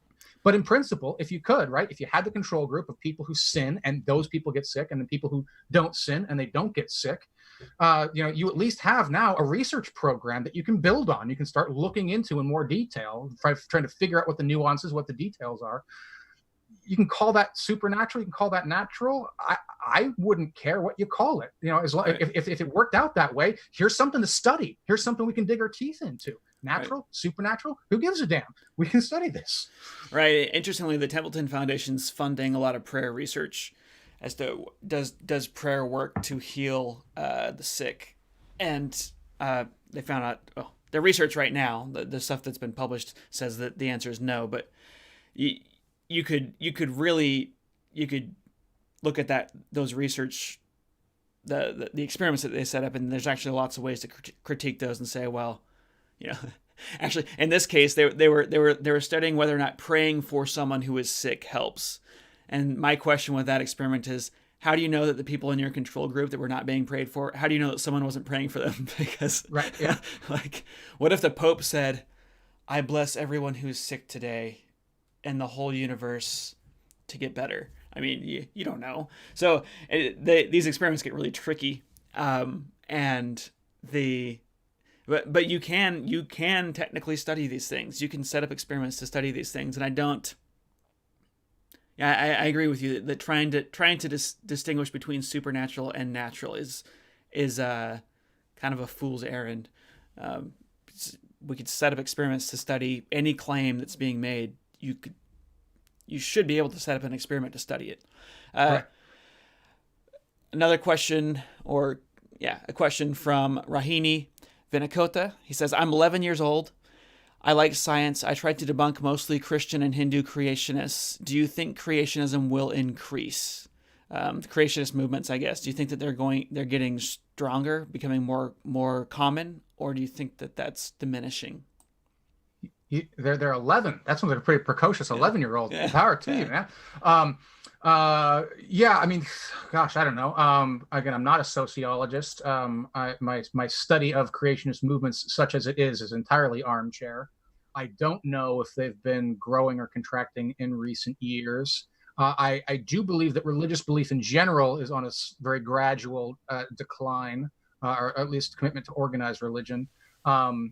So yeah, I mean, I don't know. I have no, I think, particular insights to that. I would hope that it wouldn't, because I don't think it's intellectually honest or generative of interesting scientific or philosophical questions. But oftentimes religious movements, religious ideologies can flare up and be very popular for a long period of time. So maybe we'll head into one of those periods. Maybe we won't. I don't know. Yeah, I like this. Talking about it as a flare up, like it's herpes or something. And he also asks, can you disprove the Garuda bell? People say it's 300 million years old, and this is a bell that was found. Well, there's a bell embedded in coal, and that coal is dated at 300 million years old. The coal seam is, and I would say that whole situation is a little bit silly. There's lots of ways for objects to get stuck in coal. Coal can dissolve and reform quite easily, and so there's lots of ways to get something silly going on there, and then try and use that in a creation museum type thing to say that this disproves evolution. There was another example of this. There was a human bone inside of a foot embedded in stone, and it was this white stone, and it was just this lime. It was it was this type of powder that can easily dissolve and then re-solidify. And this was actually this fossilized boot was in a creation museum that was on tour, and then the police ended up confiscating it because it was evidence in possibly a murder or some sort of a death. They're like, where the heck did you get this? This is a fresh human foot. You can't have this. Damn. And it was just covered in essentially mud, right? So. I mean, I don't know the specifics of either of these instances, but I think, again, the general philosophical principle here, again, is Thomas Kuhn's: anomalies are not counterexamples. There's lots of good scientific work that shows how you can generate anomalies, how otherwise reliable detectors can be thrown off from measuring the thing which under normal circumstances they measure. The world is a complex place. You can get contaminated samples, which will then test at millions of years old, or maybe only dozens of years old. But that's not the case because it's genuinely that old, but because the sample has been contaminated by something. Potholer 54 on YouTube has several examples of these in his series, where he actually digs into the actual papers that show how the anomalies show up. So I think he may have talked about that boot case, if I recall correctly. I think the general principle here is anomalies are not counterexamples. You should be curious about these particular cases, and if you're really curious, you should look into them. But your default assumption should be that this is an anomaly, not a counterexample. Yeah. Gaurav Sharma asks, most questions don't or cannot publish failed or negative results. Only success gets published. What steps can the scientific community take to improve how we do science? And that's a really good question, because especially if you want to take a pauper perspective, we're doing science completely wrong because there is a journal of failed experiments, but that's super rare for that stuff to get published. We publish the stuff that works. Yeah, and they're absolutely right, both about the description and that this is a problem. And there has been some pushback recently, like very recently, like within the last 10 years, of a deliberate attempt to try and change this. There's several journals that have been set up. One has been set up specifically only to publish replicated studies. So they won't publish new work. They only publish work that's been done before. Oftentimes, replicated studies won't get published in other journals. And then the journal, I can't remember the name of it, that's designed to publish research that doesn't work. And hopefully, if this kind of sociological move increases, that will be a necessary counterbalance to the desire to publish only success. And again, when you look at sort of the sociological motivations for why people start scientific journals, why they submit to scientific journals, and why scientific journals continue to publish, that makes perfect sense, right? They want to be the journal that publishes the next big thing. Right. And we tried this and it didn't work is probably not going to be the next big thing. Again, unless you're disproving a well-established theory or something like that. That's not really going to break a whole lot of ground.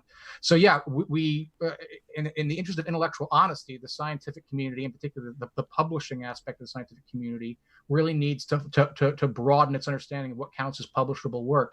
And to a certain extent, blogs and stuff like that, I think, have helped a little bit with this. Yeah, they have, yeah. Yeah. So because you can get more of those ideas out there, even if you don't necessarily get the full vetting that you're supposed to get through peer review and things like that. And so at least the information is accessible to other researchers and scholars. So. One thing that NSF has been doing lately is they've been funding these huge research groups. So they'll give, instead of giving out 10,000 or 100,000 here and there, they're giving out like 20 million and forming these giant groups that just last like 10 years or so, and then they dissolve them. And what's cool about this is scientists are often competing with other researchers. So if you're an origin of life researcher, you want to publish the cool thing. When you're in a huge group of 100 other investigators, you're no longer competitors. You're all going to meetings and you're trying to coordinate your efforts. And all of this conversation goes on. We're like, oh, you're doing this? Oh, we already tried that and it failed. And all sorts of do-overs are being avoided because we have these larger groups that are cooperating instead of competing. So it's interesting to see that competing helps, but also these large cooperative groups help in different ways. Yeah. And it's been cool to see that. And that comes back to the point I was making earlier about balance, right? There needs to be a balance between open-mindedness and closed-mindedness, a balance between trust and skepticism, and a balance between cooperation and competition. Yeah. And the tricky thing is that there's no sort of default set point for what's the best balance. It always shifts and depends on the particular field, on the particular question, on the political landscape, on the financial landscape. All these things will shift where that balance point should be. Yeah. Helen asks, "Can we see your cat?" She's been around. Yeah, she's been jumping up on my lap a little bit. I tried to have the door closed, but she pushed it open. But at the moment, she's not in the room. So okay. And then let's see. I think I've got. I'm just gonna do one last question, and then. Sorry, two. There are two more questions here, and then we're gonna call it an end. Andrew T asks, "How can I combat imposter syndrome in academia? I often have doubts that I'm simply memorizing the information rather than understanding it deeply." Yeah, no, that's a really good question. And it's outside of my field of expertise. I have no particular expertise on imposter syndrome. There is psychological research on this, which I don't know. I know it exists, but I don't know the details of it. So I can't say anything authoritative, but I can, just speaking from my own experiences and from the vicarious experiences that I've talked to about others. One thing which I find helps is the recognition that imposter syndrome is very common. Yeah. Not everyone, but lots of people, even very successful people, suffer from imposter syndrome. So you can sort of get a little bit of perspective where you recognize, well, if other people have these feelings too, even though they're incredibly successful and they've done very well for themselves, then maybe that says there's hope for me. And if you want to be a little more cynical about it, it helps to find people who are just really bad at what they do and succeed nonetheless. I mean, there's a couple of philosophers who I'm not going to name because I don't want this to be like smack talk, but there's channel your inner Donald Trump. Yeah, but there's several philosophers who I think are just really bad, but nonetheless have succeeded. And so that sort of goes to show that there isn't the discipline doesn't necessarily reward competence. And lots of people who suck at their jobs succeed. That's true in academia as well as it's true elsewhere. So it cuts both ways. You can be really good and still fail, and you can be really bad and still succeed. And that means that whatever the pressure is making you feel like you're an imposter, very likely those social forces are not responding to whether or not you legitimately understand it. Right. So don't be too hard on yourself. Trust the social mechanisms that are designed to be gatekeeping, whether you're in a graduate program or an undergraduate program or at a lab or whatever. If you've applied and if you've gotten this funding into this program, trust that the social mechanisms are working. And if you have applied and been rejected, then take comfort in the fact that these systems are far from perfect. So you should believe in yourself, that you believe in the abilities have taken you as far as they've taken you, however far that happens to be. And Andrew, I would say, I've talked to a lot of researchers who have basically the memorizing information is actually a lot of what you have to do. We've discovered so many stinking things. So much research has been done that you have to just memorize stuff without understanding it to a degree. Once you really get into your specific field, then you can really digest what's actually going on and really spend the time to actually understand it inside and out. But I would say that memorization is really important. You can't have a fundamental understanding of everything. So, not to get off on a tangent here, but there actually is an interesting philosophical debate about the relationship between memory and intelligence. Plato Socrates famously said that writing was a mistake because we don't memorize as much anymore because we write it down. Like Sean Connery says in Indiana Jones and the Last Crusade, I wrote it down in my diary so I wouldn't have to remember it. A lot of like work in medieval theology and philosophy, the testimony to how intelligent the philosopher or theologian was about how much they could remember because we didn't have a printing press yet. So you still had to remember a lot of stuff. And now, of course, we live in the computer age where everything's digital and you can Google it and search it and cross-reference it. So to a large extent, we're augmenting our own memories through writing, through the printing press, through the internet, through computers, and learning to balance epistemically how much you personally have to have memorized at your fingertips and how much you just have to know where to find that information if you need it. Right. Is an evolving intellectual and academic endeavor. Yeah. Yeah. And when you focus in on your field, you'll get to a level of expertise where you know in general what's known and what's not known in your field, and where to look things up if you have to. So yeah. And another standard piece of good advice, this is just for academics and people in general, is don't be afraid to admit when you don't know something. Don't be afraid. Even if it's in your field, even if it's something you should know, you think you should know. There are jerks out there who will think that you are a fraud or a charlatan if you don't have all this subfield memorized. But thankfully, in my experiences, they tend to be few and far between. Most people understand that everyone has holes in their knowledge base. Everyone has lapses of memory. And that's human and that's acceptable. So we don't need to be embarrassed about that. Right. I mean, I forgot Huxley's name. I had to Google it a second ago, right? There's a part of me that kicks myself for not remembering Huxley's name. But again, that's human. It's acceptable. I got a super chat. So, Carmel Crunk asks, can you reach out to Inspiring Philosophy to have a discussion about the origin of life and evolution? That'd be a good idea.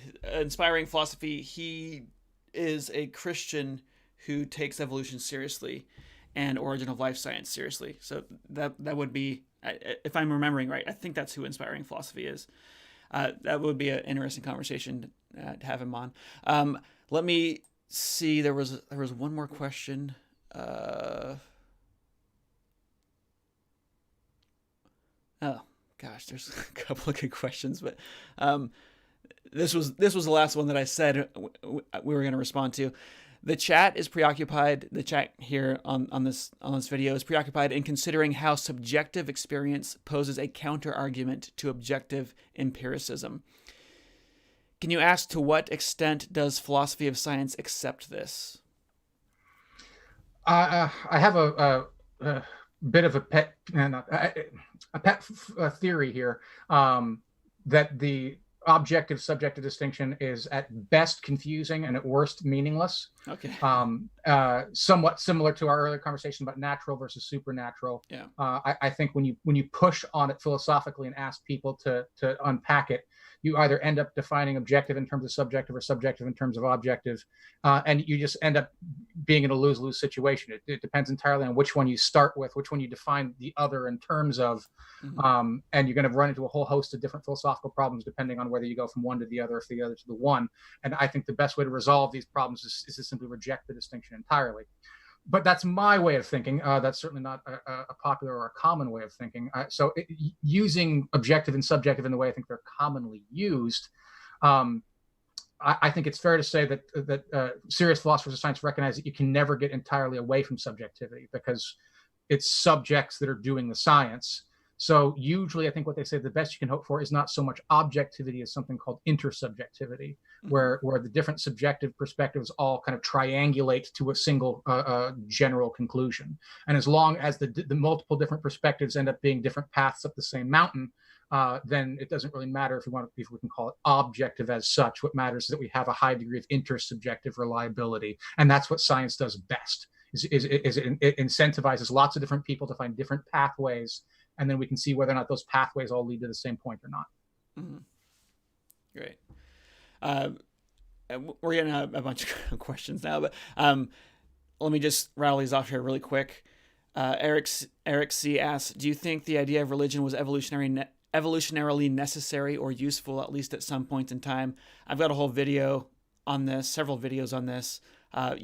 My conclusion is that yes, religion is super important for solidarity and so on, and was especially important in the past. But I think all sorts of different cultural stories could play that role. You're nodding your head. Exactly. Yeah. I agree. It plays an important role socially. Human beings need to cooperate and work together, both in our ancestral past and in our modern day. And we need stories to rally around to get us to coordinate and cooperate. Sometimes those stories are political, sometimes they're ideological, sometimes they're religious, sometimes they're scientific. These sort of stories can take all sorts of forms. There's nothing that needs to be necessarily religious about it, but religions are good because they come, sort of cheap on the tech tree, as it were. They are in a primitive world. They're easy to create and easy to found.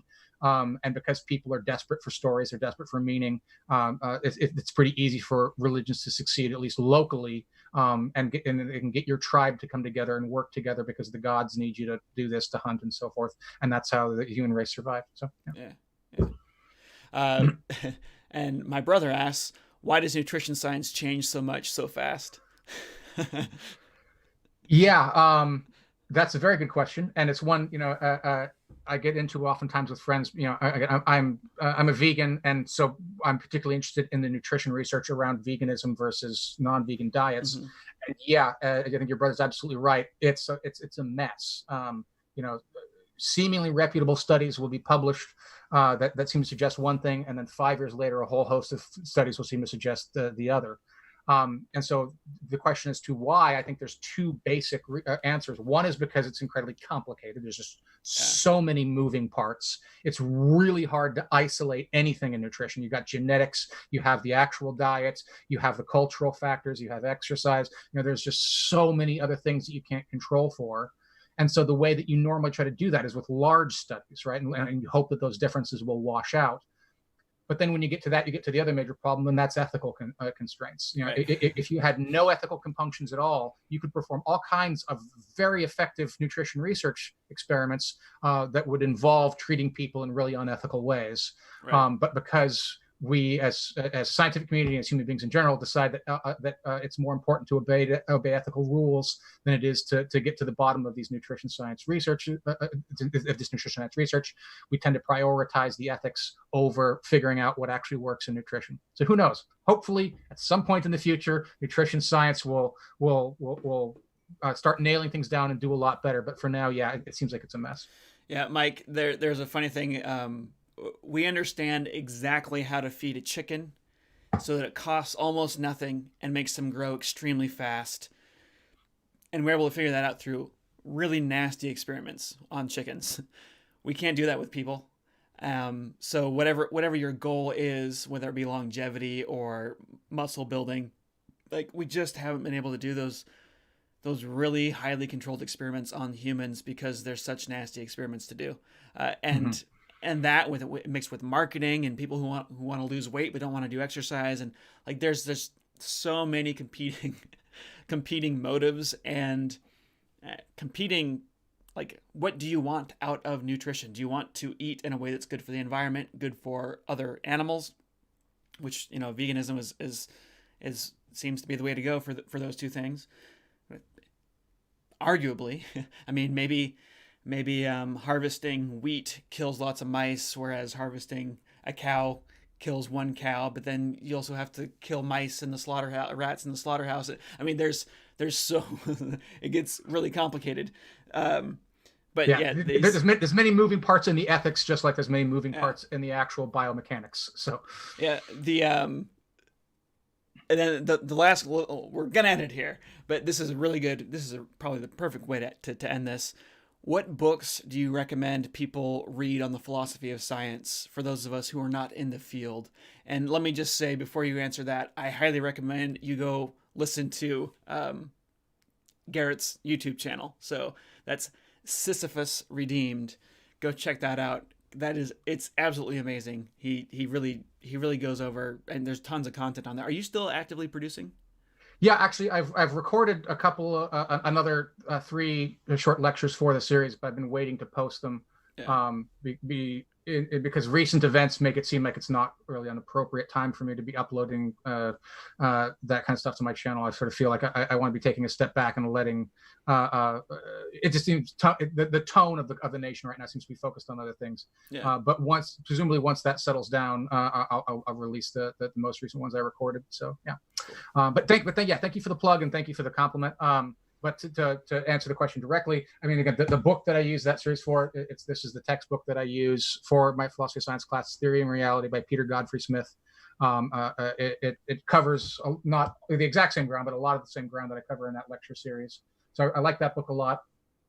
Thomas Kuhn's Structure Scientific Revolutions, I think, is indispensable for anyone who really wants to understand 20th century philosophy of science. It is arguably the most important book in 20th century philosophy of science. And then also sort of beyond that, I think one of the things which is interesting, and I think this is the direction a lot of philosophy of science is taking nowadays, is it's started to specialize more. There's less work being done in generic philosophy of science and more work being done in specific subfields like philosophy of physics or philosophy of biology. And so if you have an interest in a particular field, then there's lots of good work being done, in the philosophy of that field. I'm in the middle of a book right now called Lost in Math by Sabine Hofstadter, I think her name is. And she's a theoretical physicist, and she's talking about the relationship between beauty and particle physics. And so she's a physicist, not a philosopher, but it's a really philosophically very rich book. And so I'll plug that one too, just because I'm in the middle of it right now and I'm really enjoying it. So if you like theoretical physics, check out Lost in Math. Cool. Great. Well, thank you for coming on. This seriously was, it's kind of like I've watched all your stuff.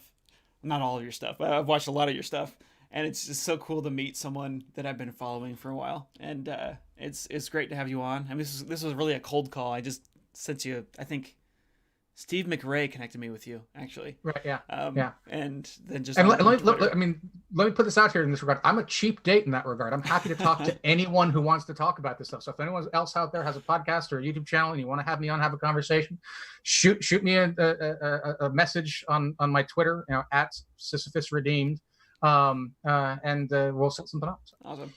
Oh, okay. Actually, I lied. I do have one more question, and that is, in the philosophy world, how do you make a name for yourself? Because it seems like, as an outsider looking in, it seems kind of random as to who gets, like Popper became, everybody for some reason knows Popper, but no one knows Lackitose.